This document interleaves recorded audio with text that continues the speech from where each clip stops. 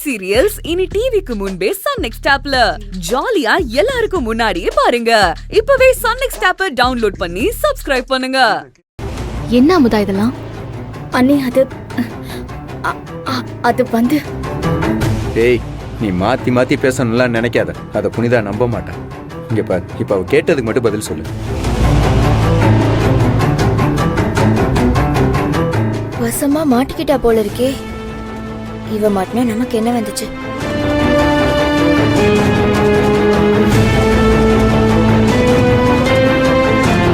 இப்ப நீ சொல்ல போறியா இல்லையா? இல்ல அம்மா கூப்பிட்டுமா? அம்மா அண்ணே, அண்ணே என்ன மன்னிச்சிருங்க அண்ணே, நான் தெரியாம பண்ணிட்டேன். புனிதா, நான் சொல்லல இது அமுதாவோட வேலையா தான் இருக்கும். புனிதா, இப்போவாது நான் சொல்றத நம்பு புனிதா. இருங்க மாமா, முதல்ல அமுதா என்ன சொல்றான்னு கேட்கலாம். எந்திரே, நீ சொல்லு, எதுக்கு இந்த நகைய அங்க ஒளிச்சு வச்ச? அண்ணே, என்ன அண்ணி? இன்னொருத்தவங்க மேல பழி போடுறதுக்கு தான் இப்படி ஒரு காரியத்தை பண்ணியா? பலவு மாமா கொண்டு வந்து காட்டும் போது கூட நான் நம்பல. நீயும் யாழ்னியும் சேர்ந்து நகையை தேடுறத பார்த்துதான் இதெல்லாம் உன் வேலைன்னு எனக்கு புரிஞ்சுது. இப்படி ஒரு காரியத்தை நீயே அமுதா பண்ண? அண்ணே தப்புதான் அண்ணே. நான் இதெல்லாம் பண்ண மாட்டேன்னு தான் சொன்னேன். ஆனா தெய்வான அக்கா தான்.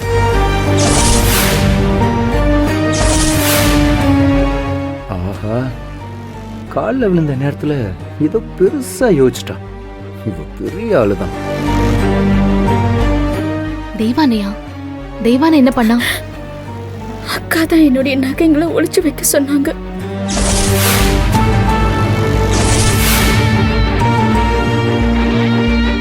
என்ன சொல்ற? தெய்வானை எதுக்கு உன் நகையை தூக்கிட்டு வந்து ஒளிச்சு வைக்க சொல்லணும்? தெய்வான அக்கா சொன்ன எல்லாத்தையும் உங்ககிட்ட சொல்லிடுறேன் அண்ணி. அக்காக்கு துர்கா இங்க வேலை பார்க்கறது சுத்தமா பிடிக்கல. வேலை பாக்குறது பிடிக்கலனா இப்படிதான் பழி போடுவாங்களா? நானும் எவ்வளவோ சொல்லி பார்த்தேன் அண்ணி, ஆனா அக்கா அதை கேட்கவே இல்லை.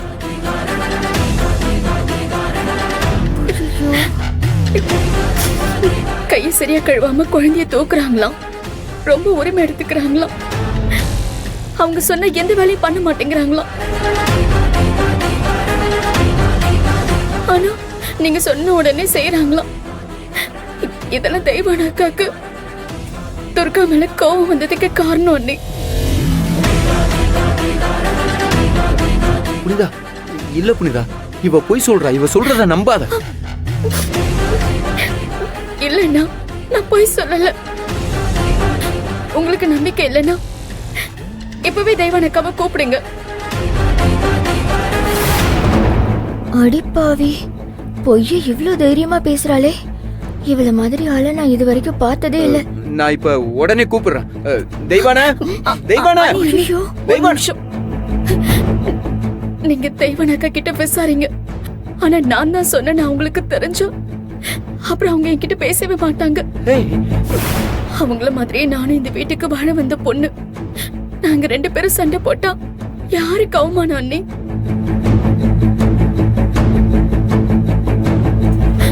ஒரு குடும்பத்தோட ஒற்றுமை அந்த வீட்டுக்கு வாழ வந்த மருமக கையில தான் இருக்குன்னு எங்க அப்பா அடிக்கடி சொல்லுவாரு. இப்ப நானே இந்த வீட்டுக்கு பிரச்சனை வந்ததுக்கு காரணமா இருக்க கூடாது அண்ணி. இது என்னோட கருத்து. இதுக்கு மேல உங்க இஷ்டம். ஏய், அதெல்லாம் நாங்க பாத்துக்கிறோம். பாரு, நீ இரு. நான் முதல்ல தெய்வானை கூப்பிடுறேன். தெய்வான, தெய்வான, தெய்வான. புனிதா, தெய்வானையை கூப்பிட வேண்டாம். ஏன் புனிதா? ஏற்கனவே நடந்த பிரச்சனையில அவ ரொம்ப அப்செட் ஆயிருக்கா. இப்ப இதையும் நாம கேள்வி கேட்டா இதான் சாக்குன்னு சொல்லி அவ கோச்சுக்கிட்டு அவங்க அம்மா வீட்டு கிளம்பி போனாலும் போயிடுவான். புனிதா, அப்ப இதை யார் பண்ணதுன்னு தெரிய வேணாமா? அமுதா தான் சொல்றாளே மாமா, தெய்வானை தான் இதை பண்ண சொன்னான்னு. அதுக்கப்புறமும் நம்ம தெய்வான கிட்ட இதை கேட்க வேணாம். இல்ல புனிதா, அமுதா, இனிமே இப்படி ஒரு காரியத்தை பண்ணாத. யார் மேலயும் பழிய போட்டு நம்ம காரியத்தை சாதிக்கிறது ரொம்ப தப்பு. சாரி அண்ணி. இனி நான் யார் சொன்னாலும் கேட்க மாட்டேன்.